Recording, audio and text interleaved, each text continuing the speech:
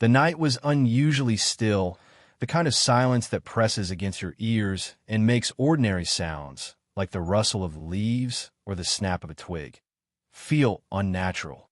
In a remote village long forgotten by modern maps, a fire burned in the center of a clearing.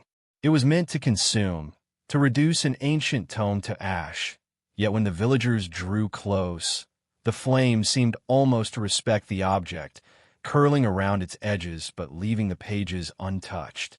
Smoke spiraled into the sky, carrying the faint scent of old paper, ink, and something otherworldly. Whispers spread among those who dared watch. The book could not be destroyed, not by fire, nor by water, nor by the hands of men. Stories like this are the kind that linger in the mind, the kind that make rational people question their own senses. They speak of a cult, hidden, secretive, almost unreal, dedicated entirely to the worship of this indestructible book. They claim it holds knowledge no mortal was meant to possess. Secrets that, once learned, twist perception, distort reality, and lure the faithful into an obsession from which there is no return. Villagers and historians alike have called it cursed. Scholars have debated its existence. Paranormal investigators have left with more questions than answers. And yet, across centuries and continents, fragments of the story persist, as if the book itself demands to be remembered. The first encounters with the cult were often brief and terrifying. Travelers passing through remote forests spoke of shadowed figures, cloaked and silent, performing strange rituals by moonlight. Their chants, some said, were almost musical in their terror, echoing like distant bells that carried a message only understood by those who were already lost. Witnesses described the fire-resistant book as glowing faintly in the dark, its pages filled with symbols and writing that seemed to shift when observed directly. Those who glimpsed it often claimed to feel a sudden, chilling weight on their chest, a sensation of unseen eyes pressing down, measuring, judging, and marking them. And yet, despite these stories, much about the cult remains unknown. Who were they? How did they find this book? And why did they worship it with such unwavering devotion? The answers are buried in obscurity, scattered among dusty tomes, fragmented diaries, and the occasional eyewitness account passed down through trembling hands. The ambiguity only makes the legend more compelling, the unknown more dangerous. This is a tale that thrives on mystery, a story told at the edge of reason and superstition, where darkness is not simply the absence of light, but a presence in itself, a force that whispers through history, leaving questions that refuse to be answered. As the fire in that long-ago clearing danced across the night sky, the villagers watched in awe and fear. Some swore the book had a life of its own, as though the flames themselves feared to touch it. Others spoke of a cold that seeped from its pages, a silence so profound it swallowed their thoughts. Even those who left the village, who told the tale to anyone who would listen, found their words failing them. The story always returned with a sense of incompleteness, a lingering unease, as if the book had claimed part of their very soul. Tonight, centuries later, the legend persists. The cult, the book, the rituals, though obscured by time, remain in whispered conversations, old letters, and secret archives. It is a story that invites disbelief and fascination in equal measure. Some say the book was never meant for human eyes, that its survival is a warning to those who seek knowledge beyond their reach. Others insist it is a living entity, feeding on obsession, drawing in the curious, and leaving them changed forever. And perhaps that is why the tale endures, not just as history, but as a warning that there are forces in the world which cannot be destroyed, only revered, feared, and, ultimately, remembered. In the coming chapters of this story, we will trace the origins of the book, uncover the rise of the cult, and examine the terrifying devotion that allowed it to survive centuries of human attempts to annihilate it. But for now, we stand at the edge of the clearing, watching the fire that cannot consume, feeling the weight of history pressing in, and realizing that some mysteries are not meant to be solved. They are meant to haunt.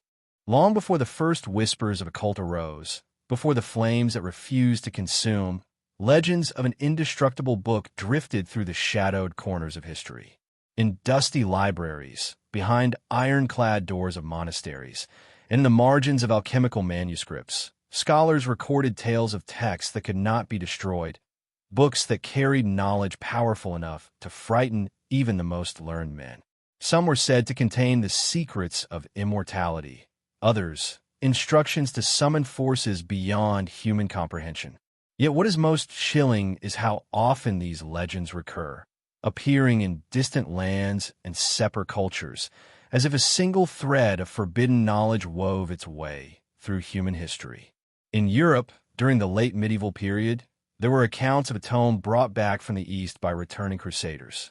It was described as bound in a material no blade could pierce, with pages inked in symbols that seemed to shift when read.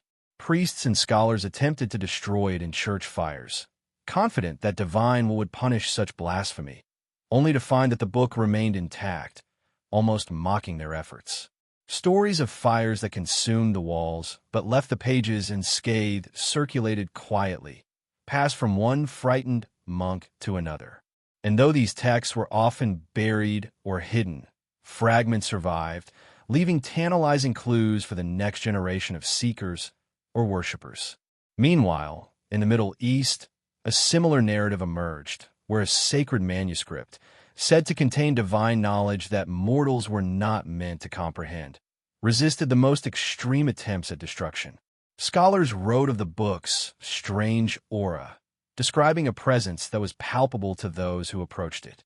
Flames would waver as if avoiding the pages, water would fail to penetrate, and even time seemed to treat it differently, preserving its form long after ordinary manuscripts crumbled. Here, too, fear and reverence were inseparable. The mere act of touching the book, some claimed, could alter one's destiny, bending it toward obsession, madness, or revelation. Across these diverse accounts, a pattern emerges, a recurring motif of a book that defies destruction, that commands reverence and fear, and that attracts those willing to abandon morality, sanity, or even their very lives in pursuit of its secrets. Legends speak of its creation in mysterious circumstances, perhaps by a solitary alchemist experimenting with forbidden knowledge, or by a forgotten sect whose members disappeared into obscurity, leaving only the book behind.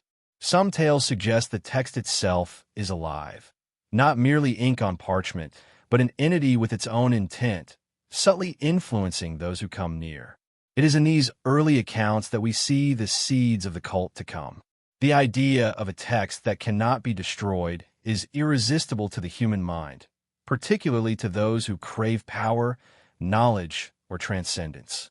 In every retelling, whether in Europe or the Middle East, in whispered folklore or recorded chronicle, the book serves as both a symbol and an agent of obsession.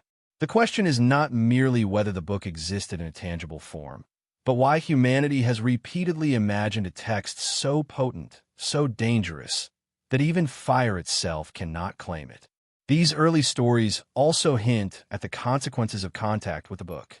In some versions, entire monasteries burned down while the manuscript remained untouched. In others, those who dared read from it were driven to madness, speaking in tongues, writing cryptic messages in the dead of night, or vanishing altogether. The legends convey an important, chilling lesson. The book does not simply resist destruction. It demands something from those who approach it, exacting a toll for every glimpse of its knowledge. Over centuries, these accounts merged and transformed. Oral traditions adapted them into folklore, while curious scholars attempted to rationalize the stories, dismissing them as exaggeration or myth. Yet no matter how they were interpreted, the underlying theme persisted. The book was indestructible, and its influence was profound. Some accounts even describe early groups of individuals who recognized the book's power and sought to protect it or exploit it.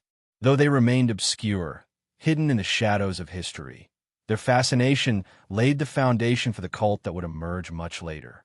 By the 17th and 18th centuries, references to indestructible manuscripts began to appear in more modern forms.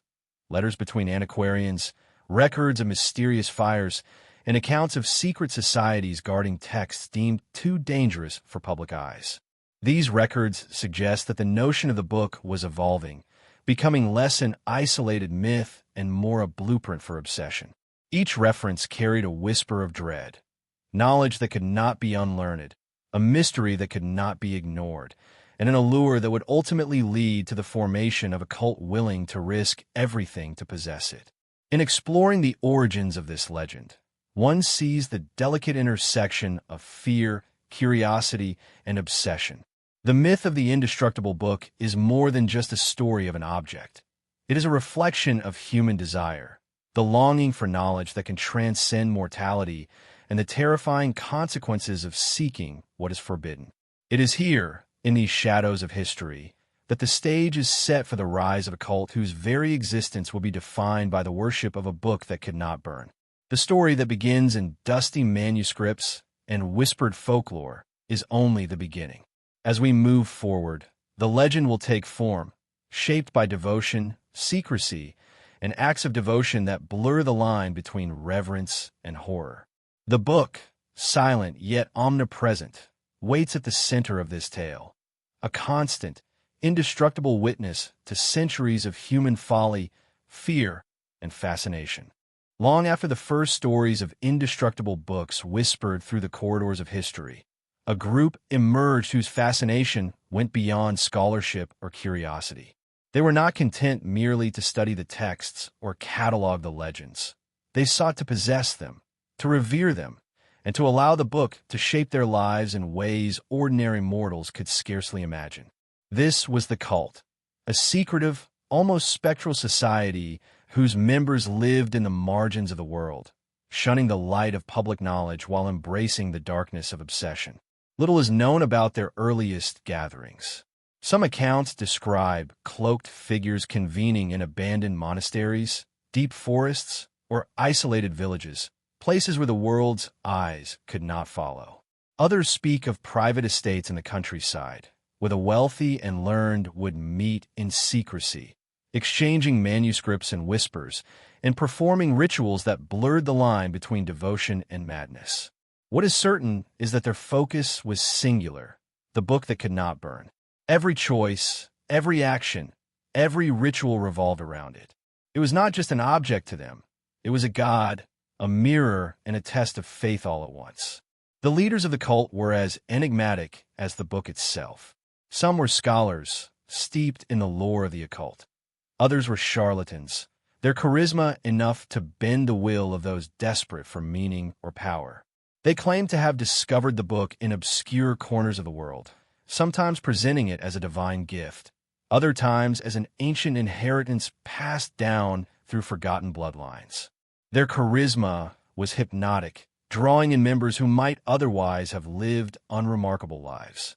The followers were diverse: students, artisans, mystics, and wanderers, united by the irresistible pull of forbidden knowledge. Rituals formed the backbone of the cult's devotion. These were not simple ceremonies, but elaborate, almost theatrical performances designed to honor the book and test the loyalty of its worshippers. Candles would flicker in long, dark halls. The scent of incense, herbs, and something metallic would permeate the air. Chants rose and fell like tides, echoing against stone walls or the dense canopy of forests. Members would handle the book with reverence, often performing intricate sequences of bowing, reading aloud in a strange, shifting language, and marking themselves with symbols of commitment. Even the act of attempting to harm the book, burning, tearing, or submerging it, was ritualized, a demonstration of submission to its power when failure was inevitable. Accounts of outsiders encountering the cult are rare but chilling. Travelers reported seeing shadowed figures performing bizarre dances in moonlit clearings, the air thick with anticipation and something unidentifiable, almost alive.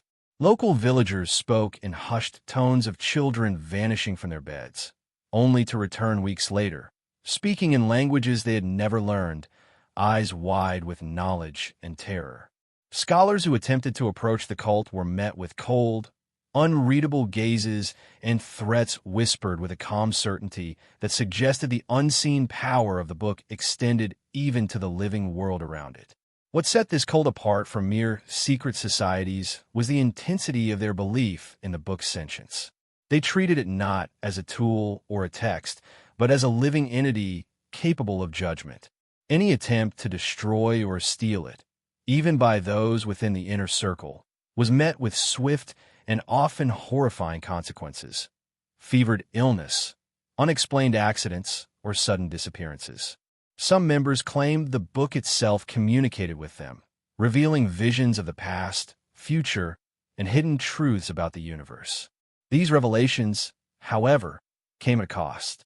Devotion deepened into obsession, obsession into paranoia, and paranoia often into madness.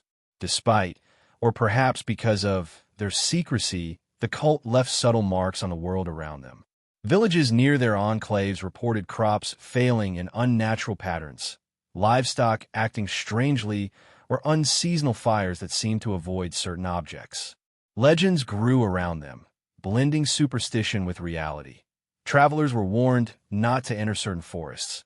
Townsfolk claimed the very air seemed heavier near abandoned estates, and whispers spoke of a presence that lingered long after the cult members had vanished.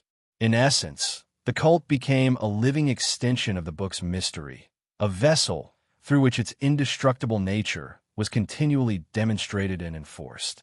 The inner workings of the cult were governed by a strict hierarchy and a devotion that bordered on fanaticism. Initiates underwent trials meant to test their courage, loyalty, and willingness to forsake worldly attachments. Failure to comply, or even questioning the book's authority, could result in banishment or worse, though records of punishment are scarce and often contradictory, leaving only a lingering aura of dread. Trust, secrecy, and fear were intertwined, creating a society both fragile and terrifyingly resilient. It is difficult to determine precisely when the cult reached the height of its power, but historians and chroniclers suggest that at certain points in the 18th and 19th centuries, it wielded considerable influence in isolated regions. Its members were adept at blending into normal society, occupying roles as scholars, merchants, and clergy, while simultaneously maintaining their esoteric devotion. In some instances, their influence may have shaped local customs, folklore, and even political dynamics, though the evidence is fragmentary and often anecdotal. Ultimately, the cult represents more than a historical curiosity. It embodies the human fascination with the forbidden, the unknown, and the immortal. Their story is one of devotion pushed to extremes, of obsession that blurs the line between enlightenment and madness, and of a book that refuses to be tamed.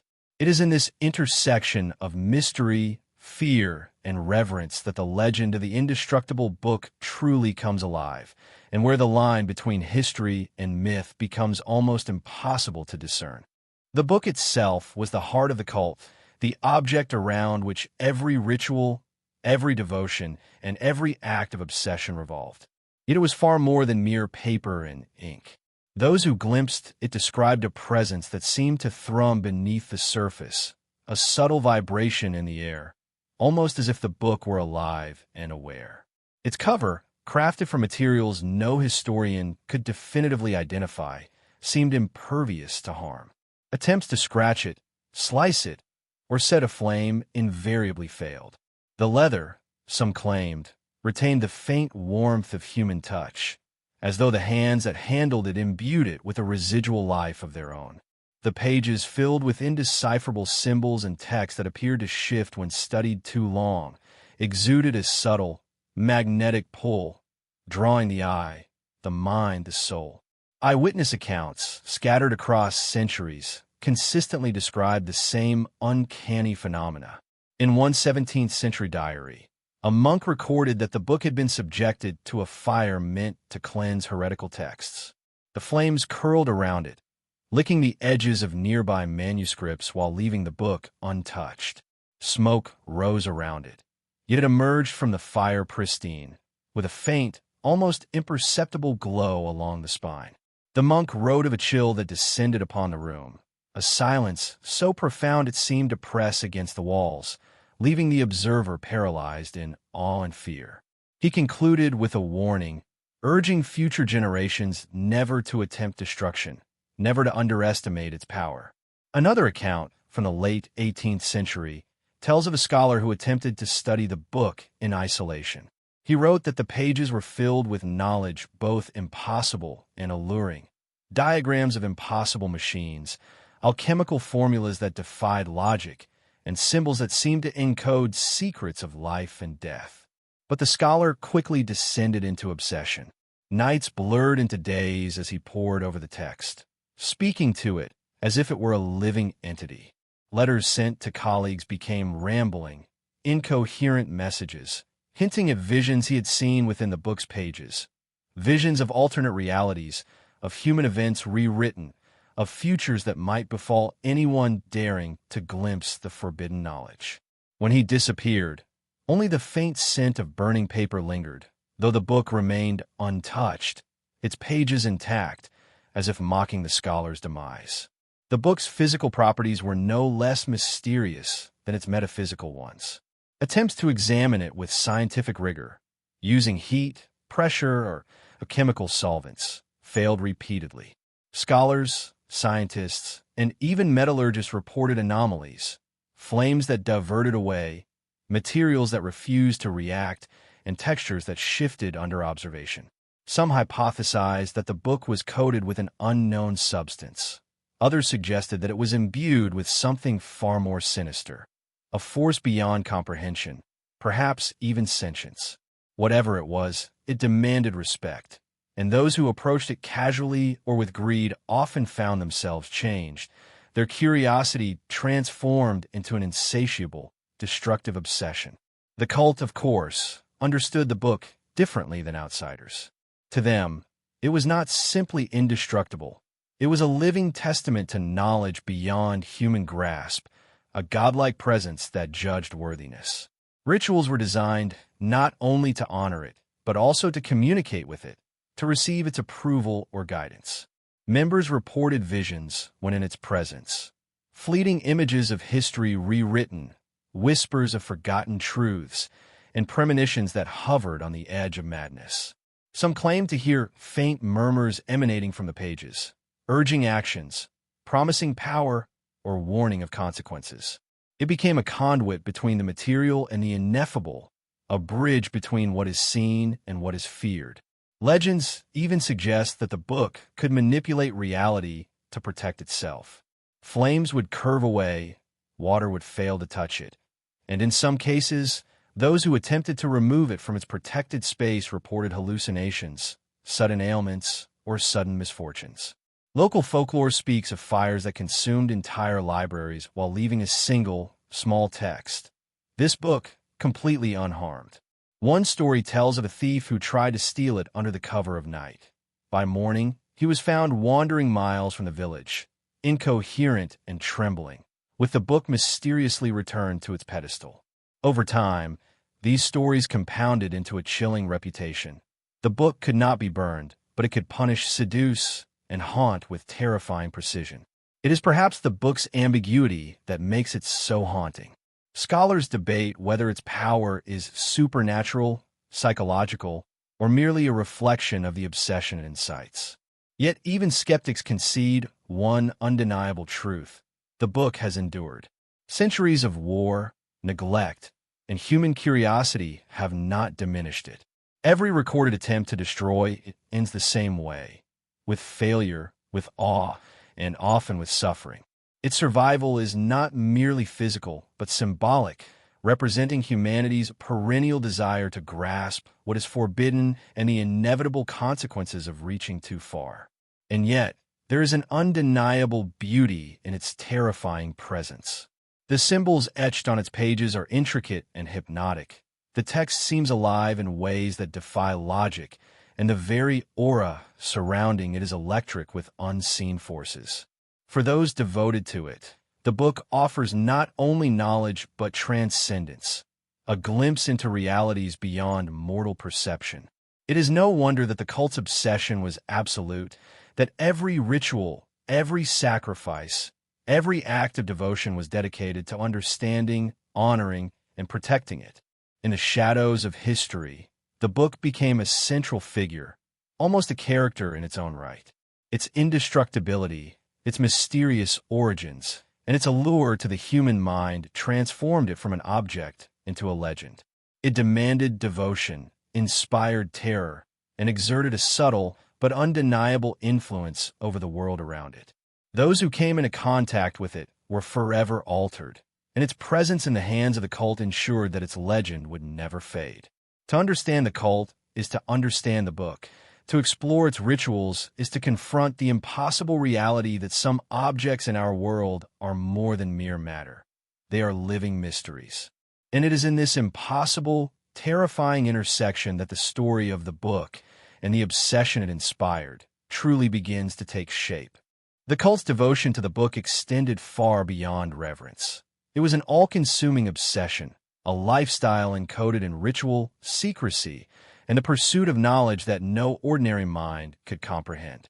Their ceremonies were meticulously orchestrated, blending the theatrical with the sacred, the psychological with the supernatural. Every gesture, every chant, every whisper had purpose. These rituals were not simply displays of devotion. They were transformative experiences intended to reshape perception, loyalty, and even sanity. Rituals began as twilight bled into night, when the natural world seemed to hold its breath. Members would gather in secret locations, abandoned monasteries, whose walls were thick with centuries of incense smoke and decay. Dense forests where moonlight filtered through tangled branches, creating moving shadows, or the private chambers of aristocrats who had secretly aligned themselves with the cult. In each space, the book was central, elevated upon a pedestal covered with arcane symbols, bathed in the flickering glow of candles whose flames seemed to bend around it, as if respecting an unseen force. The mere presence of the book demanded attention, instilling awe and terror in equal measure, a reminder of a power that dwarfed human ambition. Chants formed the ritual backbone. Words, some drawn from the book itself, others passed orally across generations, defied known languages. They rose and fell like tides, hypnotic in cadence, their rhythms embedding themselves in the minds of those who heard them. Outsiders reported that even faint echoes of these chants produced unease, a sense that the words were alive, probing the mind for weaknesses and secret desires. For the cult, the chants were both communication and command, a way to speak to the book, to invoke its approval, and to draw down knowledge forbidden to the uninitiated. Ceremonial gestures were equally intricate. Members traced sigils on their bodies with ash, herbs, or blood, danced in slow, precise circles around the book, or performed sequences of kneeling, bowing, and hand movements reminiscent of long-forgotten rites. Each gesture had symbolic meaning, acts of surrender, devotion, and testing of resolve. Many members claimed to feel the book's energy responding, a warm vibration under the fingertips, a sudden chill that traveled through the spine, or a faint glow that emanated from its pages. These signs were interpreted as guidance, a confirmation of devotion, or a warning to proceed with caution. Fire was central to the cult's ceremonies. Though the book could not burn, controlled attempts were regularly staged. Flames would lick at its edges, encircling it like a guardian, yet the pages remained untouched. Observers described smoke-forming patterns that resembled faces or symbols, flickering across walls or drifting unnaturally against the wind. The experience was deliberately unsettling. It reminded members that the book's power was absolute, and that any attempt to defy it would be met with consequences beyond comprehension. Knowledge gleaned from the book was intoxicating, yet perilous. Only those deemed worthy could read from it, and even then, access was carefully supervised. The contents were an amalgam of alchemy, forbidden mathematics, obscure philosophies, and arcane symbols that defied linear interpretation. Those exposed to the pages reported visions, alternate histories, glimpses of events yet to occur, and insights into realities that existed just beyond the perception of ordinary humans. Yet these revelations often came at a steep price. Obsession could take root instantly. Dreams became haunted, and many were driven to madness, leaving the seeker simultaneously enlightened and cursed. Daily life within the cult was an extension of these rituals. Members recited passages from memory, performed private gestures of devotion, and adhered to strict hierarchies. Punishments for transgression, though poorly documented, were said to be swift and severe. Whether psychological, social, or physical, the cult used fear and devotion interchangeably, weaving them into the fabric of everyday existence. Every interaction, every thought, every decision became a reflection of loyalty to the book, and any lapse was noted and judged. Outsiders who glimpsed the rituals often reported a tangible tension in the air, a sense that the natural order itself had paused. Villagers spoke of cloaked figures moving in synchronized patterns, of chanting that carried on the wind, and of strange lights and shadows behaving unnaturally around the sites of ceremony. Those who dared to spy risked disorientation, feverish dreams, or even sudden, inexplicable illnesses. One account tells of a traveler who crept near a forest clearing where a ritual was underway. He later wandered miles away, rambling incoherently about whispers in the dark and seeing symbols float before his eyes. Such tales reinforced the cult's reputation as a force both secretive and terrifying. The psychological aspect of the rituals cannot be understated. Isolation, repetition, sensory manipulation, and symbolic performance created a state in which devotion became indistinguishable from obsession, and perception merged with hallucination. Members reported losing track of time, hearing the whispers of the book when alone, and feeling an unseen presence guiding their actions. Every ceremony, every repetitive gesture, every chant embedded the cult deeper into the fabric of their minds. Obedience was not coerced. It was cultivated carefully, inexorably, until it became inseparable from identity. Hierarchy within the cult was strict. Knowledge was compartmentalized, with initiates given only what they could handle. Senior members served as intermediaries between the book and novices, interpreting visions, dictating rituals, and enforcing obedience. Some claimed that the book itself dictated the hierarchy, subtly influencing decisions and punishing disobedience. This created an environment where power, knowledge, and fear were inseparably intertwined, ensuring loyalty and maintaining the cult structure across generations. Ultimately, the cult's rituals reveal the horrifying elegance of their obsession. Members were transformed, shapes molded by the invisible hands of the book, their minds sharpened, their souls tethered to a force beyond human comprehension.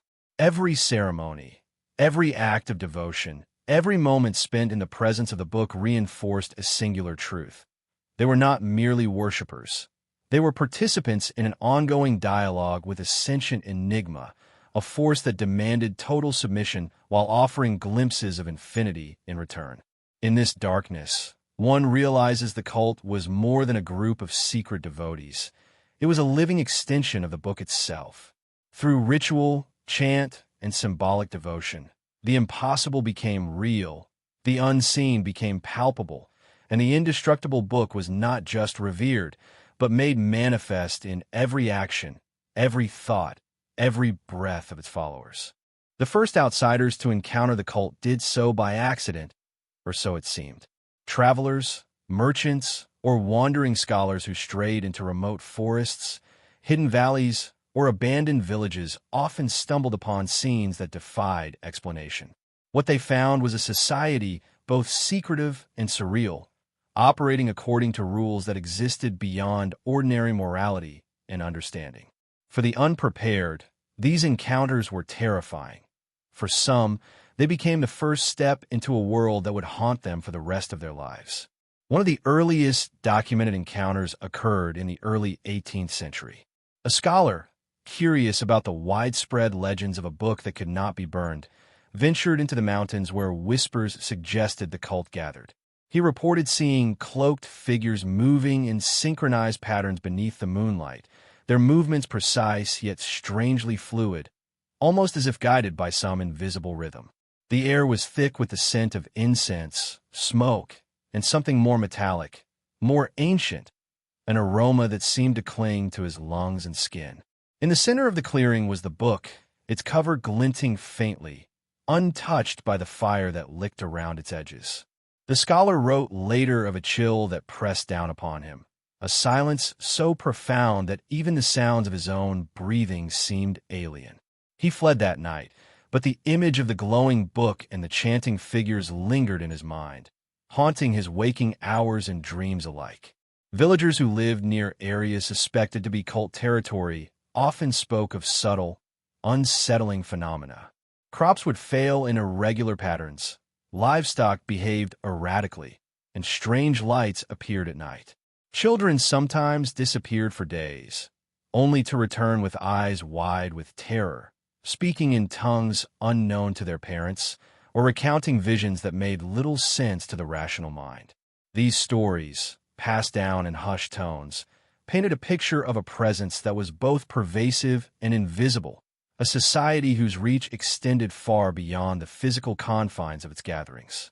Merchants who unknowingly approached the cult's domain told of unexplainable obstacles. Horses would refuse to move, compasses spun wildly, and sudden storms appeared where skies had been clear. Some claimed to hear distant chanting on the wind, a cadence that seemed to vibrate directly in the chest, unshakable and insistent. Those who tried to leave without witnessing the book or the rituals often reported feeling a weight on their shoulders, an invisible pressure that only lifted after days of travel. These encounters, while brief, left deep impressions. Outsiders often became obsessed themselves, compelled to return, to see again, or to understand the impossible, whether they wished to or not. The cult's interactions with outsiders were rarely violent in conventional terms, but they carried an almost surgical precision in their psychological effects. Members understood the allure of curiosity and the vulnerability of fear. Observers were allowed to glimpse, but not touch, to hear, but not fully comprehend. This method served as both warning and initiation, a subtle demonstration of the book's power and the cult's control over those who dared intrude. Many who survived these encounters spoke of visions, fleeting images of the book glowing with inner light, faces that seemed to appear in the smoke, and whispers that hinted at knowledge the mind was not prepared to hold. In some cases, outsiders became unwitting participants in the cult's rituals. A traveler might be forced to kneel, chant, or trace symbols under the supervision of the initiates. These acts, though seemingly benign, were psychologically transformative. Participants reported sensations of connection to the book, as though its presence penetrated their consciousness, and a subsequent obsession with understanding it. Those who resisted often experienced sudden illness, nightmares, or inexplicable misfortune. These encounters reinforced the cult's reputation as both enigmatic and dangerous, a group whose power extended beyond ordinary comprehension. Letters and journals of the period record another layer of interaction. The scholars who attempted to study the cult from a distance. Many tried to rationalize what they observed, describing ritualized insanity or theater designed to intimidate. Yet even their careful, analytical notes betray a sense of awe and fear. One antiquarian, writing to a colleague about a nearby forest said to host the cult, described the sensation of being watched by the very air itself and hearing whispers that promised knowledge, yet threatened despair. His writing suggests that the cult's influence was as much psychological and emotional as it was physical, creating a climate in which ordinary logic failed to protect the mind. The stories of outsiders also reveal the cult's ability to manipulate perception. Observers often recounted details that seemed inconsistent, shifting, or impossible. Fires that refused to burn, shadows that moved independently, and objects that appeared where none had been placed. Scholars have suggested that these phenomena were the product of ritualized psychological manipulation, but witnesses consistently maintain that something otherworldly was at play. The experience was disorienting, terrifying, and unforgettable, a direct encounter with a force that defied rational explanation. Even today, traces of these first encounters remain in folklore. Tales of strange disappearances, haunted forests, and glowing manuscripts continue to surface in villages and archives. They form a bridge between history and legend, suggesting that the cult, and the book at the center of its obsession, was capable not only of surviving centuries, but also of shaping the consciousness of those who dared to look too closely. Each account, though fragmentary, contributes to the sense of an unseen world operating just beyond human understanding, one in which devotion, obsession, and fear intersect with the supernatural in ways that continue to haunt the imagination. In the end, the cult's interactions with outsiders were a crucible, a test of curiosity, fear, and moral resilience. Those who encountered it rarely emerged unchanged. Some were inspired, some were terrified, and some were driven toward obsession, becoming part of the story themselves. These encounters serve as both warning and invitation. The book cannot be approached casually, nor can its followers be underestimated. In every whispered tale and journal entry, the same lesson emerges. Curiosity in the presence of the indestructible book is a double-edged sword, capable of illuminating profound truths or plunging the seeker into despair. Over the centuries, the legend of the indestructible book and its devoted cult attracted the attention of historians, antiquarians, and scholars. Individuals who believed that hidden within these whispered tales lay truths that could illuminate the unknown. Historical investigations, however, rarely proceeded in straightforward ways. Records are fragmented, diaries lost or destroyed, and accounts often contradict one another. Yet the traces that remain suggest a persistent fascination, a relentless human drive to uncover secrets that perhaps were never meant to be known. Some of the earliest investigations emerged in the 17th and 18th centuries, when curious scholars began cataloging accounts of indestructible manuscripts and mysterious sections. Monastic archives, local records, and personal diaries were scoured for evidence. One particularly detailed account comes from a German antiquarian who claimed to have found references to the book in a series of monastery ledgers. He described it as a text that defies the hand of man, that burns not, rots not, and resists even the flames of God's wrath. His notes include sketches of symbols said to appear on the book's cover, alongside transcriptions of coded passages he had attempted to decode. Yet despite his meticulous documentation, the book itself remained elusive, protected not only by geography and secrecy, but, some claimed, by a supernatural force that prevented discovery. In France, during the late 18th century, a series of letters between scholars hints at organized attempts to locate the cult. One correspondent, writing from the outskirts of a forest known for strange disappearances, described travelers who had vanished near the suspected cult territory. He reported hearing rumors of fire-resistant texts and secretive gatherings. He and his colleagues debated whether these were exaggerated superstitions or accounts of phenomena that defied explanation. The letters reveal a pattern.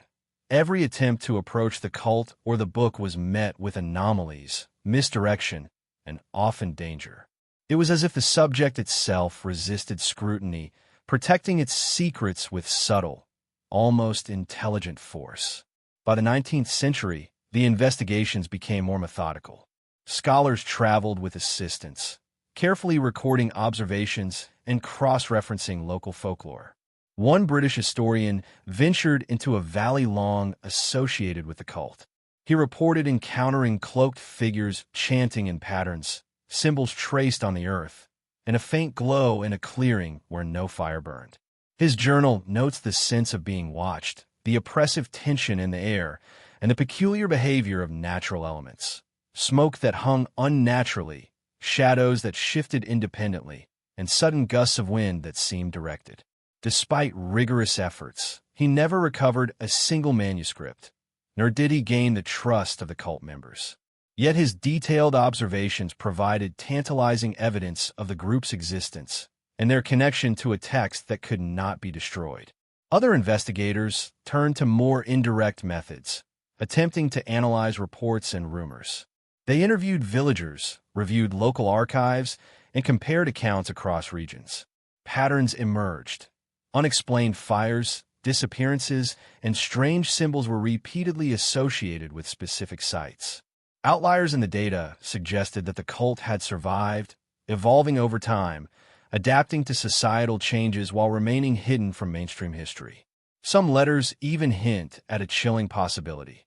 The book itself might influence the perceptions of those who approached it, subtly altering memory, vision, and reasoning. This idea would become a recurring theme in later studies, though it remained controversial among rationalists and skeptics. Despite centuries of inquiry, investigators consistently encountered obstacles that seemed tailored to prevent discovery. Manuscripts vanished, informants recanted, and chroniclers fell ill or disappeared under mysterious circumstances. Some historians speculated that the cult's practices were simply effective camouflage, a mix of isolation, discipline, and psychological manipulation. Others suggested that the phenomena surrounding the book and its worshippers were not merely cultural or social, but contained elements that transcended ordinary understanding. The book itself seemed to act as a shield, its indestructibility mirrored in the cult's ability to evade scrutiny. Reports from the early 20th century add another layer of intrigue. Paranormal investigators, drawn by legends of fireproof texts and secretive rituals, attempted to document the book and the cult ceremonies. Some claimed to witness phenomena that defied logic, flames that bent away from certain objects, whispering sounds without source, and figures appearing and disappearing at will. Skeptics dismissed these accounts as the result of suggestion, misinterpretation, or mass hysteria. But for those who witnessed these events firsthand, the experience was unmistakable, terrifying, and impossible to ignore. Even as modern historical methods emerged, the cult remained elusive. Archival research has produced hints, old diaries, letters, and fragmented eyewitness accounts, but no definitive proof of the book itself. Its influence, however, is unmistakable. The traces of obsession, fear, and reverence embedded in these records reveal a persistent human engagement with the unknown. Investigators' writings convey awe and terror in equal measure, a recognition that they were confronting something extraordinary, something that could not be fully comprehended or contained. Ultimately, the historical investigations serve a dual purpose. They reveal the cult's existence while also reinforcing the mystery. Every recovered account, every fragmentary diary, every letter preserved in shadowed archives points to the same conclusion. The book could not be destroyed, the cult could not be fully documented, and the enigma persisted across centuries. The investigations themselves, though often inconclusive, become part of the legend, a testament to human curiosity and the limits of understanding in the face of forces that defy explanation. In tracing these investigations, one begins to see a pattern emerge.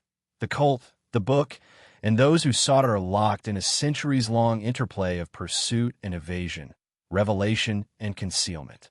The historical record is incomplete, yet it is precisely this incompleteness that lends the story its power. The traces left behind, diaries, letters, and eyewitness accounts, form a dark tapestry that bridges history and legend, hinting at truths that may never be fully revealed. The psychology of those drawn to the cult reveals as much terror as the rituals themselves. To outsiders, devotion may have appeared fanatical, incomprehensible, even insane. But within the cult, there was a carefully cultivated logic, a framework of belief that transformed fear into reverence, curiosity into obsession, and obedience into ecstasy.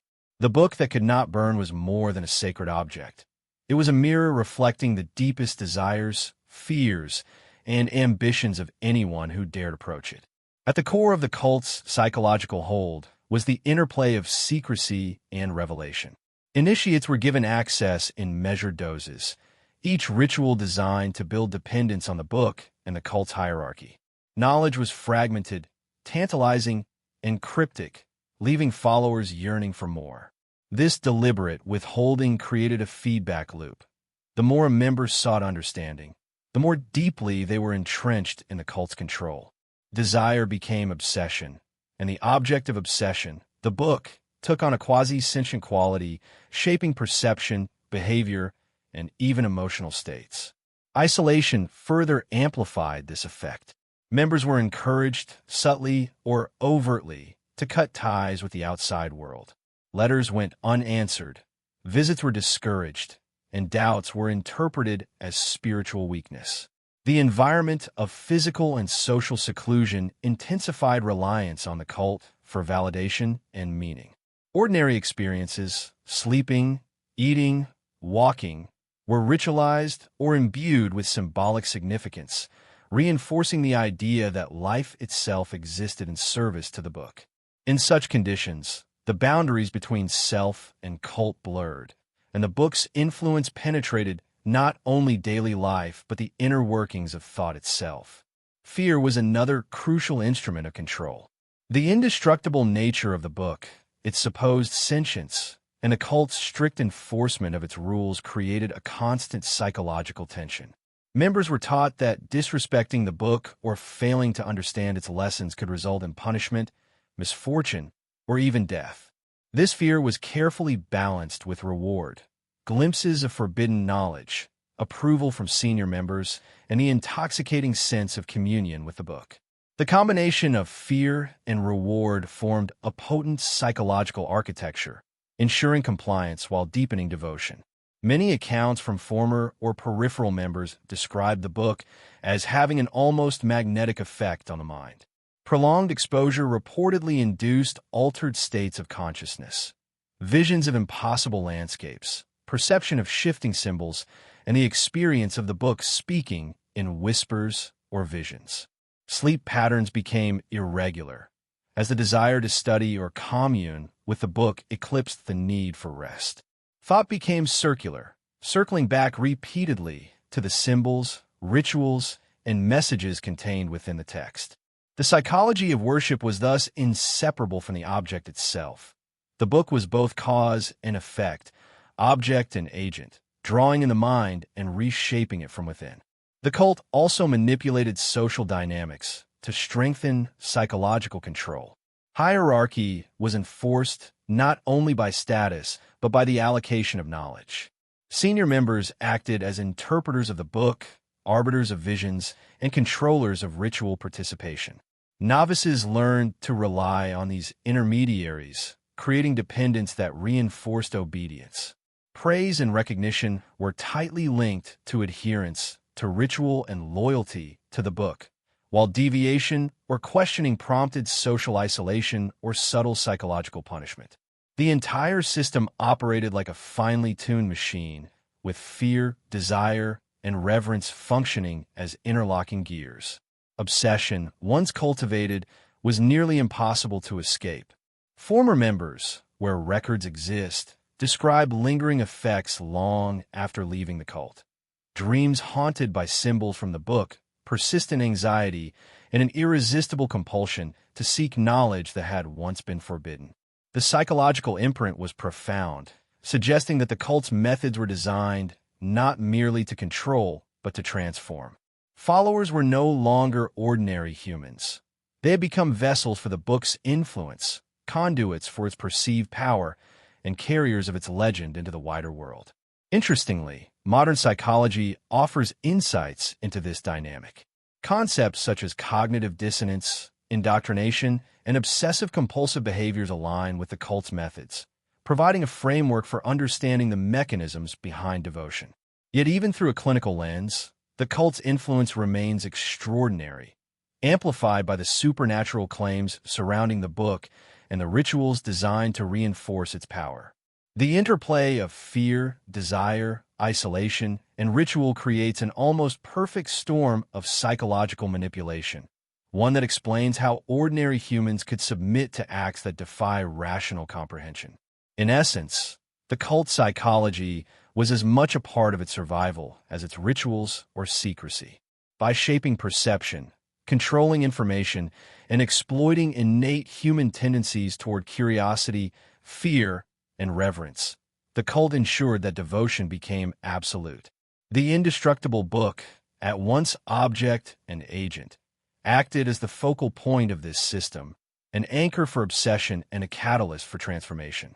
To understand the cult, one must understand this psychological architecture, how knowledge, fear, ritual, and desire intertwined to create a society in which devotion became life itself. The horror lies not only in the book or the rituals, but in the minds of those who worshipped it. Their stories reveal the power of obsession, the fragility of reason, and the terrifying ease with which human consciousness can be reshaped. To encounter the cult, to glimpse the book, is to confront the limits of perception, the vulnerability of the mind, and the seductive lure of forbidden knowledge.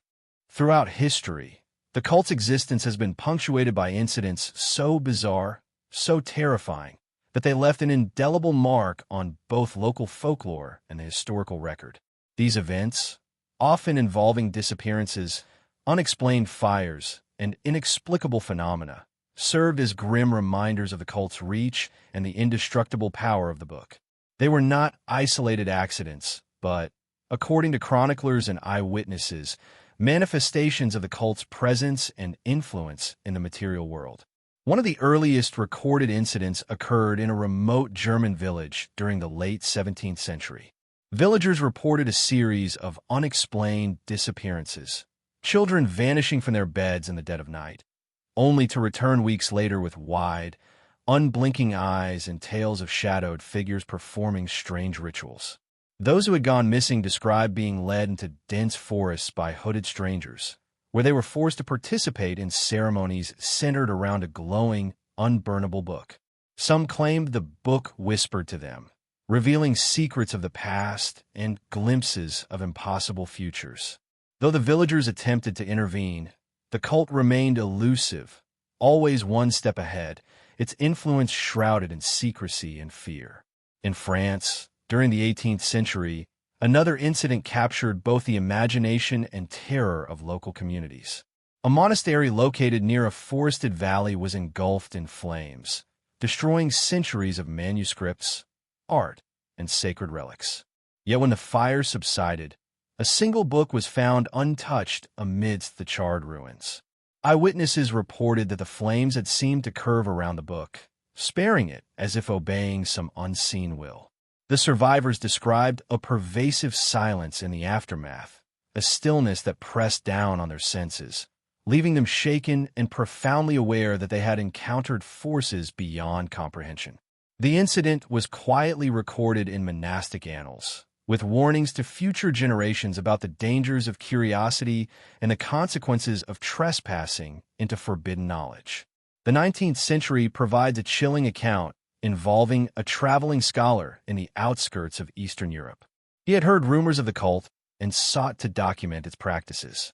One night, while attempting to observe from safe distance, he witnessed a ritual that defied reason. Cloaked figures moved in unison around a clearing, chanting in a language that seemed alive, while the book at the center glowed faintly despite the absence of any flame. As he approached closer, the scholar claimed to have seen shadows detach from their sources, moving independently, and heard whispers calling his name. Within hours, he vanished, leaving only scattered notes describing his vision, which suggested he had glimpsed not just the cult, but the unimaginable knowledge contained within the book. His disappearance was later attributed to natural causes by local authorities, but eyewitness testimonies and the recovered notes hinted at a far darker reality. Other incidents involved inexplicable misfortunes befalling those who sought the book for personal gain. A 19th century antiquarian in England attempted to acquire a manuscript he believed to be the indestructible book. Shortly after taking possession, he suffered a series of strange accidents. Manuscripts he handled would spontaneously deteriorate, fires would erupt without source, and his assistants began reporting hallucinations and insomnia. Within weeks, he vanished entirely, leaving behind only a faint scent of burned parchment and a partially charred notebook filled with cryptic symbols and frantic warnings. Local historians and scholars later interpreted this event as a grim demonstration of the book's protective power, a force capable of punishing hubris with terrifying precision. Disappearances were not limited to scholars or curious outsiders. Villagers living near suspected cult sites also vanished under mysterious circumstances. In some cases, entire families disappeared, leaving homes intact but empty, possessions undisturbed, as if the world itself had extracted them. Reports consistently note a strange calm in the aftermath, a silence that seemed unnatural, shadows that shifted independently, and occasional glimpses of figures in the distance who vanished when approached. These phenomena reinforce the idea that the cult, guided by the book, had the power to manipulate perception, environment, and even reality in subtle but unmistakable ways. The book's influence was not limited to disappearances. Fires, natural disasters, and sudden illness often seemed to target those who threatened its secrecy. One account from Italy describes a fire that swept through a private estate while the book remained untouched, its pages glowing faintly in the smoke-filled room. Survivors reported that every attempt to remove the book was thwarted by a combination of psychological and physical phenomena. Hallucinations, sudden disorientation, and even the inexplicable failure of tools and implements. These stories suggest that the book's protection extended beyond human intervention, shaping events to ensure its preservation and the continuity of the cult's secrecy. Even in modern times, fragmentary reports continue to emerge, often dismissed as urban legend or misinterpretation. Campers, hikers, and travelers occasionally describe encounters with hooded figures, unexplained lights in remote forests, and manuscripts that resist observation or destruction. While evidence is anecdotal, the pattern mirrors historical incidents, disappearances, phenomena defying natural laws, and the persistent influence of a book that cannot be burned. Such continuity over centuries reinforces the chilling notion that the cult's legacy, and the book itself, persists even in the modern age, beyond the reach of ordinary understanding. In examining these incidents collectively, a pattern emerges. The cult's power manifests through a combination of fear, awe, and unexplainable phenomena. The indestructible book is central to every event, acting as both object and agent, preserving its secrecy while drawing individuals into obsession and terror. Whether through disappearances, inexplicable fires, or psychological manipulation, the cult enforces its will and maintains the aura of invincibility surrounding the book. Ultimately, these incidents are not mere curiosities, they are warnings. They reveal the extent to which obsession, devotion, and forbidden knowledge can intertwine with human history, leaving traces of fear and fascination that endure across generations. The cult and its book operate not only in the physical world but within the human mind, shaping behavior, perception, and belief. Each incident, each disappearance, each unexplained phenomenon adds another layer to a story that defies closure, ensuring that the legend of the book and those who worship it will continue to haunt both history and imagination. The cult's influence on local folklore is one of its most enduring legacies, seeping into villages, forests, and hamlets where its presence was once strongest. Long after the cloaked figures disappeared and the fire subsided, stories persisted, passed down through generations, whispered around hearths, and recorded in private diaries. These legends, often dismissed as superstition by outsiders, reveal a subtle and chilling truth. The cult's reach extended beyond the physical realm into the very consciousness of those who lived nearby, reshaping culture, belief, and fear itself. In many regions, the forest became a character in its own right.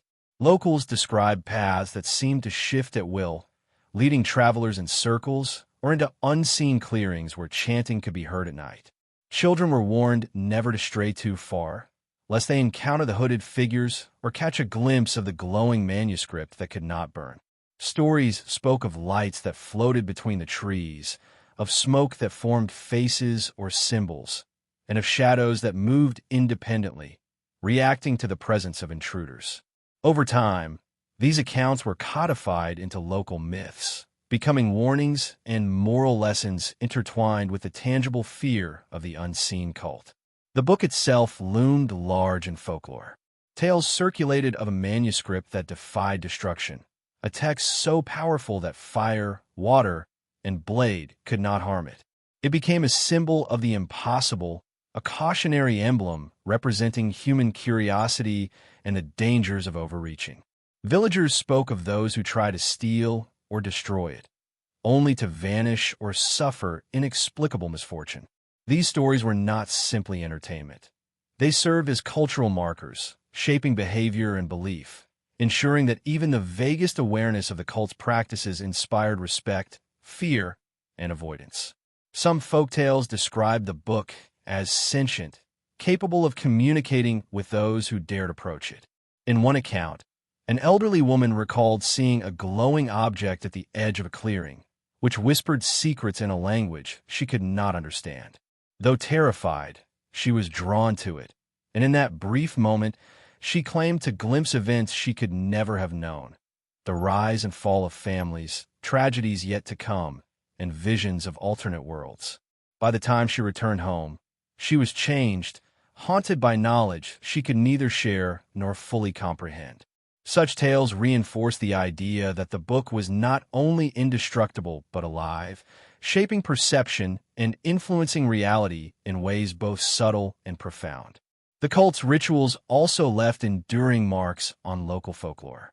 Villagers spoke of strange processions of cloaked figures, of chanting that carried on the wind, and of the unmistakable sense of being watched. Festivals and local traditions sometimes incorporated echoes of these rituals: fire ceremonies, symbolic dances, or protective charms, often without conscious recognition of their origin. Over generations, the lines blur between historical fact, oral legend, and cultural ritual, embedding the cult's influence deep into communal memory. Even the most skeptical observers could sense the residual aura of devotion and fear, a shadow of something that once existed beyond ordinary comprehension. Legends also portray the cult as a moral cautionary tale. Children were told that curiosity could lead to obsession, that disobedience could bring misfortune, and that the world contains forces beyond human control. The indestructible book served as the ultimate symbol of these lessons: a power that could not be conquered, a mystery that demanded respect, and a force that punished hubris with precision. In this way, folklore functioned as both preservation and warning, transmitting cultural knowledge about the cult's practices while reinforcing the terror associated with them. The persistence of these stories across regions and centuries suggests that the cult's psychological influence extended far beyond those who participated directly. Even distant observers absorbed its lessons, shaping their behavior, beliefs, and fears. Scholars analyzing these narratives note recurring motifs: glowing manuscripts, cloaked figures, impossible fires, and visions that defy natural explanation. These elements recur with such consistency that they point to a common source: the cult itself, whose presence in the collective imagination is as real as any physical structure or artifact. Local superstitions often blended with historical fact, creating hybrid myths that continue to this day. Villagers spoke of haunted clearings, cursed manuscripts, and spectral figures that punished those who trespassed. Travelers were warned to avoid certain forests, scholars hesitated to investigate abandoned estates, and children were cautioned against wandering too far. Even in the absence of direct evidence, these cultural imprints ensured that the memory of the cult and the indestructible book persisted, shaping not just stories, but the behavior of communities across generations. The cult's influence on folklore also illuminates the human need to rationalize the inexplicable. Communities, unable to understand the true nature of the rituals or the book, embedded these mysteries into narratives that reinforce social cohesion and moral order. By transforming fear into story and story into tradition, the cult's legacy became both cultural and psychological, a testament to the enduring power of the unknown. Ultimately, the intersection of folklore and history reveals a chilling truth: The cult's presence was never entirely confined to time or space. Its rituals, obsessions, and the indestructible book it worshipped left echoes that shaped human perception, morality, and imagination. Folklore preserves what formal history cannot: a sense of awe, terror, and the enduring presence of a force that defies comprehension. It is in these stories, whispered from one generation to the next, that the cult's shadow endures, haunting forests, villages, and the human mind itself. The most enduring fascination and terror surrounding the cult centers on one singular truth: the book could not be destroyed. Attempts to annihilate it spanned centuries, continents, and methods, each endeavor leaving behind tales of horror, obsession, and inexplicable phenomena. Scholars, clergy, arsonists, and even curious thieves all discovered the same unyielding reality. No matter the fire, water, blade, or acid, the book remained intact, as if shielded by a force that transcended the natural world. These failed attempts only deepened the book's legend, transforming it from mere object into a symbol of impossible power, a presence that demanded both fear and reverence. One of the earliest recorded attempts occurred in a monastery in southern Germany during the late 17th century. Monks, alarmed by rumors of heretical influence, brought the book to the cloister's forge, intending to burn it in the open flames of a ceremonial pyre. Witnesses described the fire bending around the book, flames licking nearby manuscripts while the text remained untouched. Smoke coiled unnaturally, forming ephemeral shapes, faces, symbols, and even fleeting images of cloaked figures. Observers reported an oppressive silence, a vacuum of sound that seemed to press against their eardrums. When the pyre burned to ash, the book remained pristine, its cover warm to the touch, almost alive, as if mocking the monks' defiance. In 18th century France, another attempt involved water and chemicals. A local scholar, driven by a mixture of curiosity and hubris, acquired a copy that had been hidden for decades.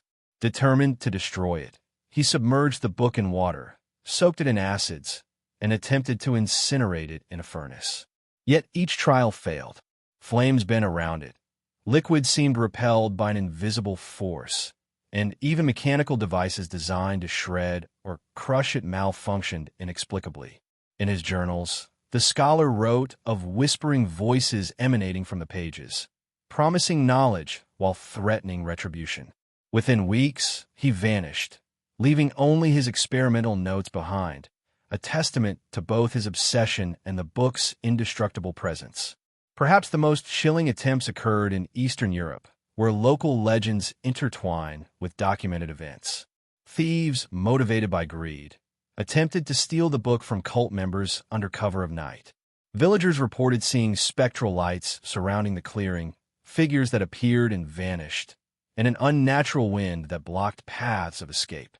Those who attempted to flee were later found miles away, disoriented, with no memory of the journey, and the book mysteriously returned to its pedestal.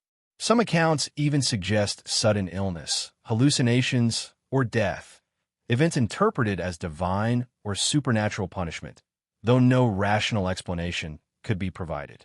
These attempts reveal a pattern. The book's indestructibility was absolute, yet the phenomena surrounding each trial varied, unpredictable and often terrifying. Flames refused to touch it, water slid off its cover, and mechanical destruction proved futile. Even the most sophisticated devices, centuries later, could not succeed. Investigators in the 19th and 20th centuries reported that attempts to study it in laboratories or controlled conditions resulted in bizarre occurrences.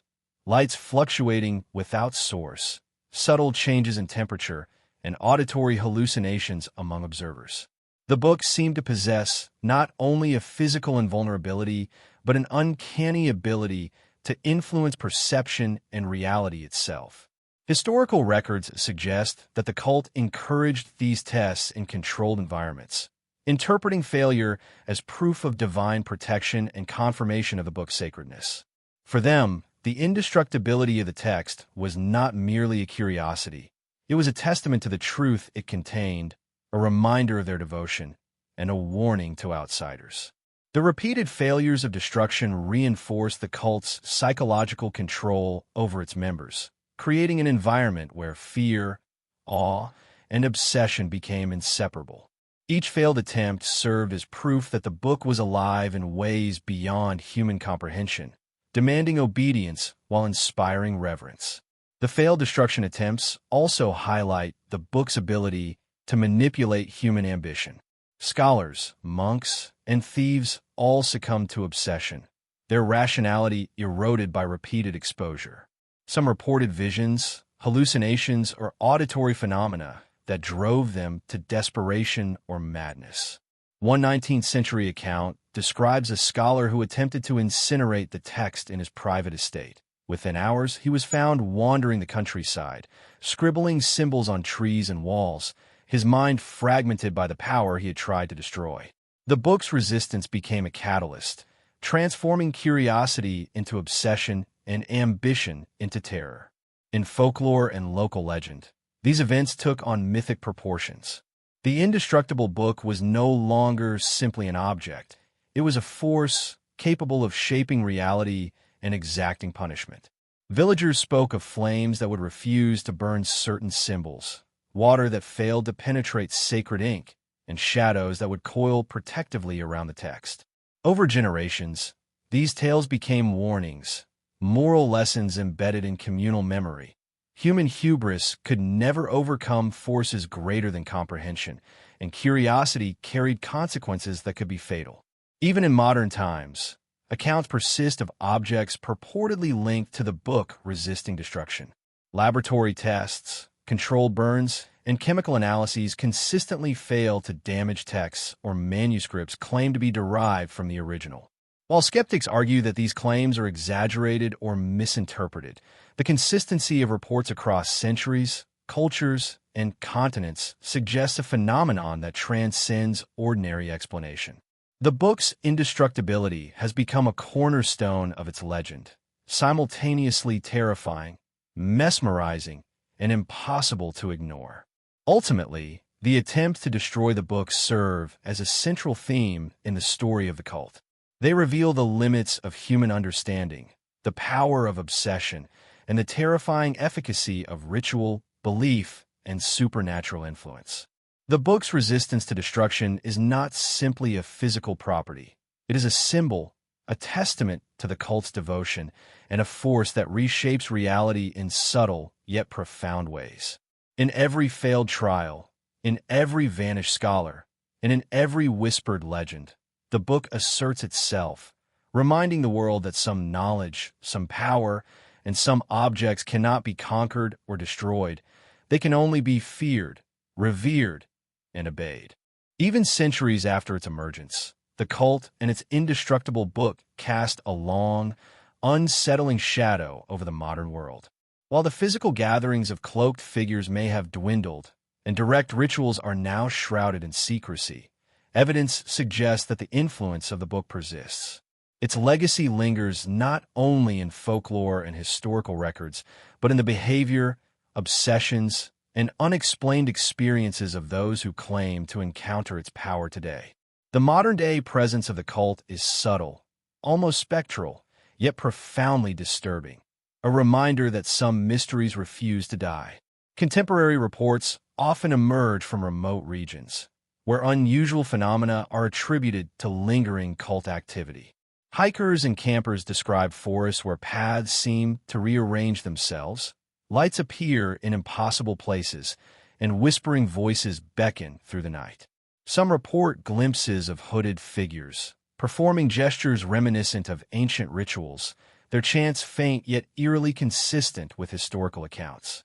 While skeptics argue these experiences are products of imagination, isolation, or fear, the sheer consistency of these reports across generations and regions suggests a deeper, more enigmatic reality. The cult's influence persists, woven into the fabric of the landscape itself. Modern researchers attempting to track these occurrences face extraordinary challenges. Satellite images, drones, and digital sensors frequently fail to capture anything beyond the ordinary. Yet those who visit suspected sites often report sensations beyond scientific measurement. A heaviness in the air, the feeling of being observed, or visions that defy conventional explanation. In some cases, electronic devices malfunction inexplicably. Cameras fail to record, GPS devices drift off course, and audio equipment captures only static or distorted sound. These anomalies echo historical accounts of failed destruction attempts and ritual observations, suggesting that the book's indestructible presence and the cult's influence may extend into both physical and perceptual realms. The modern cult, to the extent that it still exists, is largely hidden. Scholars note that isolated individuals or small groups may continue to practice rituals inspired by historical traditions, preserving the book's lore through clandestine gatherings. Social media and online forums occasionally reveal obscure references to texts that cannot burn, with participants discussing cryptic symbols and arcane practices. While verification is almost impossible, the parallels to historical records are striking, implying that the cult's teachings and the fascination with the book have transcended time, evolving with modern communication while retaining the same obsessive core. Psychologically, the influence of the book endures. Accounts of obsession, altered perception, and unshakable fixation are not confined to the historical record. Modern witnesses, investigators, and enthusiasts sometimes report insomnia, compulsive study, or dreams haunted by symbols and passages reminiscent of the book. These experiences reflect the same mechanisms observed in historical cases: isolation, repetition, and exposure to enigmatic or forbidden knowledge produce intense psychological effects. The book's legacy is thus both cultural and cognitive, shaping thought and behavior as much as folklore and history. Unexplained disappearances and phenomena continue to be reported, often near sites associated with the historical cult. Hikers, explorers, and even journalists occasionally vanish without trace, their last known locations near forests, ruins, or remote estates long tied to the cult's activity. In some cases, survivors recount experiences eerily similar to those described centuries earlier. Fleeting glimpses of cloaked figures, voices emanating from no source, or compulsion to follow unseen paths. These modern accounts reinforce the continuity of the cult's influence, demonstrating that the indestructible book and the obsession it inspires remains a living element of the world. Modern scholars studying these phenomena face a delicate balance between historical documentation and interpretation. Archival research confirms the existence of the cult over centuries, but the book itself remains elusive. Interviews with locals, field observations, and anecdotal accounts provide tantalizing clues, yet they resist empirical verification. Some researchers posit that the book's persistence is less about a physical object and more about its psychological and cultural power. A meme, if one can use a modern term, capable of shaping reality through collective belief, ritual, and fear. Others maintain that the book is literal, a physical artifact shielded by forces beyond human understanding, its indestructibility and influence measurable only through experience, not science.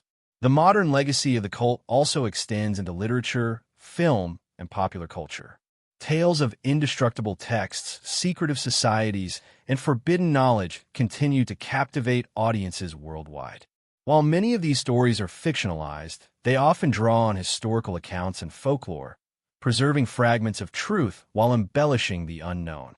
The persistence of these narratives illustrates the enduring human fascination with the impossible, the drive to explore what should not be explored, to understand what may never be understood. Ultimately, the modern-day presence of the cult and its book highlights a chilling continuity.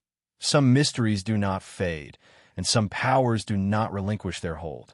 The indestructible book, whether literal or symbolic, continues to provoke obsession, fear, and awe. Its influence, spanning centuries, cultures, and generations, demonstrates that certain forces resist comprehension and control. To encounter the cult today, even peripherally, is to confront an echo of centuries-old devotion and horror, a reminder that human curiosity carries consequences that extend far beyond the visible world. The lingering mysteries surrounding the book serve as both warning and invitation. Curiosity, ambition, and obsession have always drawn individuals toward it, from scholars and monks to travelers and modern enthusiasts. Yet each encounter, each observation, and each attempt to understand the indestructible text underscores the same lesson. The book cannot be conquered, destroyed, or fully comprehended.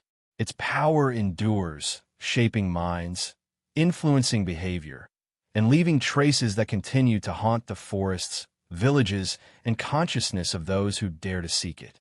In this way, the modern legacy of the cult is inseparable from its history. Folklore, historical investigation, psychological influence, and unexplained incidents converge to form a dark continuum. The book remains at the center, both object and agent, an indestructible force that transcends time. The cult's shadow endures, reminding the world that some mysteries are eternal, some powers indomitable, and some obsessions irresistible. The indestructible book is not merely a relic of the past. It is a living, breathing enigma, haunting the present and shaping the future in ways both subtle and terrifying. As the centuries unfold, one truth remains immutable. The cult and its indestructible book continue to defy understanding, evading capture, destruction, or full comprehension. History, folklore, and modern accounts converge to form a tapestry woven with obsession, fear, and awe, a tapestry that reveals as much about humanity as it does about the mysterious object at its center. The enduring enigma of the book is not simply in its physical indestructibility, but in the psychological, cultural, and supernatural power it wields across time. The story begins with fascination and obsession, carried through centuries by those who sought knowledge, control, or understanding. From the earliest monks and scholars to modern investigators and curious wanderers, countless individuals have been drawn into its orbit, compelled to witness, touch, or study the indestructible text. The same pattern repeats itself. The allure of forbidden knowledge, the thrill of glimpsing what should not be seen, and the inevitable realization that the book operates beyond the boundaries of human comprehension. Those who engage with it are never unchanged. Some are inspired, others broken, and many vanish without a trace. In reflecting on the cult itself, one recognizes a chilling sophistication in its survival. The combination of ritual, secrecy, hierarchy, and psychological manipulation allowed it to endure for centuries, adapting to social, political, and geographic changes while remaining invisible to mainstream history. Its followers were not merely devotees. They were conduits, living extensions of the book's influence, guardians of a secret that demanded both devotion and fear. Every ritual, every chant, and every gesture reinforced the supremacy of the book, binding followers to it with a force that transcended ordinary loyalty or faith. The book, as both object and agent, is central to the cult's enigma. Its indestructibility is more than a physical property. It is a symbol of absolute power and an instrument of obsession. Attempts to destroy it, whether through fire, water, or mechanical means, have repeatedly failed, creating stories that echo across centuries. These attempts illuminate not only the book's resilience, but the human compulsion to understand and, paradoxically, to challenge it. Each failure reinforces the aura of invincibility surrounding the book, feeding a cycle of reverence, fear, and relentless pursuit that continues into the present day. Modern encounters, investigations, and folklore all suggest that the book's influence has not diminished. Reports of vanished hikers, strange lights in forests, and the subtle manipulation of perception hint at the continuation of forces that defy explanation. The cult, though largely hidden, persists as an echo of its former self, influencing both culture and consciousness. The patterns of obsession, fear, and fascination remain unchanged, demonstrating that the book's power is as enduring as it is mysterious. Perhaps the most haunting aspect of the story is its psychological resonance. The book's indestructibility and the cult's rituals serve as metaphors for the limits of human understanding and the fragility of reason when confronted with forces beyond perception. The obsession it inspires is both alluring and terrifying, offering glimpses of forbidden knowledge while exacting a cost that ranges from psychological distortion to disappearance. In this sense, the indestructible book is more than a historical curiosity. It is a reflection of humanity's eternal struggle with curiosity, ambition, and the unknown. Folklore preserves the emotional and cultural imprint of the cult, embedding its lessons in stories of caution, awe, and fear. Villagers, travelers, and modern witnesses alike perpetuate narratives that warn of curiosity, hubris, and the dangers of seeking knowledge that exceeds comprehension. These legends, passed down through generations, are not mere entertainment. They are a collective memory of encounters with forces that defy explanation. In them, the cult lives on, reminding us that human understanding is limited and that some mysteries are eternal. In conclusion, the enduring enigma of the cult and its indestructible book invites contemplation on multiple levels: historical, psychological, and supernatural. It is a story of human obsession and fear, of knowledge both sought and forbidden, of rituals that blur the line between devotion and madness. It is a tale that spans centuries, leaving behind traces that continue to influence thought, culture, and imagination. The book itself is the constant, a presence that resists destruction and defies comprehension, a force that has shaped and haunted those who dare approach it. Ultimately, the story of the cult and the book reminds us that some mysteries are designed not to be solved, but to endure. Their power lies not in visibility, but in influence, in the obsession they create, the fear they instill, and the legends they inspire. The indestructible book is a testament to the limits of human understanding, the persistence of devotion, and the terrifying allure of knowledge that cannot be contained. Its legacy is not confined to history. It is alive in the shadows, in folklore, and in the human imagination, a force that challenges, haunts, and endures. The enigma remains unresolved, and perhaps it should. The cult's rituals, the book's indestructibility, and the persistent obsession it inspires all point to one undeniable truth. Some forces in the world are beyond comprehension, beyond destruction, and beyond human control. To study them is to glimpse infinity. To touch them is to risk everything. And to remember them is to participate in a story that continues to unfold silently in the dark corners of history and consciousness.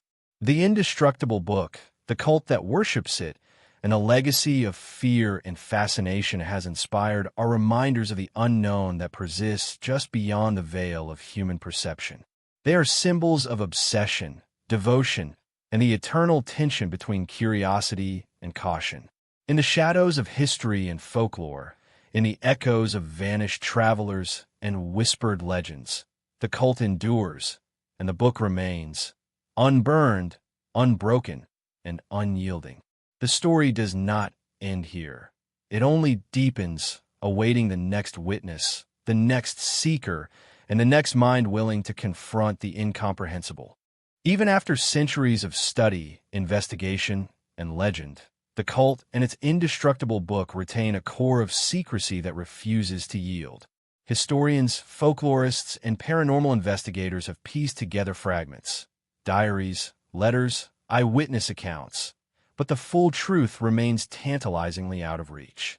Section 14 is dedicated to the hidden truths and unanswered questions that haunt every study of the cult, illuminating the enduring mystery and the human compulsion to confront forces beyond comprehension. One of the most perplexing elements is the book itself. Its origins are lost to history. No credible record explains who created it, why it exists, or by what mechanism it resists destruction. Some scholars speculate that it predates modern civilization, a relic of a forgotten civilization or a text endowed with supernatural protection. Others suggest that it may be a living entity, an artifact that adapts and evolves, impervious to physical harm because it exists partially outside the material plane. Attempts to reconcile these ideas with science and rationality fail, leaving only speculation, awe, and fear. The cult's inner workings remain equally obscure. While historical and folkloric records hint at hierarchies, rituals, and recruitment practices, the specifics of their belief system are known only in fragments. Cloaked figures, cryptic chants, and complex ceremonial acts suggest a philosophy that blends devotion, fear, and obsession into a potent framework of control. But the ultimate purpose of the cult, beyond preserving and worshiping the book, is unclear. Do they seek knowledge, power, enlightenment, or did the book itself dictate their existence, using them as vessels to propagate its influence? The answer is lost, perhaps deliberately, to the shadows of time. Even the incidents and disappearances associated with the cult are cloaked in ambiguity. Historical reports and modern anecdotes are fragmented, contradictory, or unverifiable. Travelers vanish near forests where the cult is said to have gathered.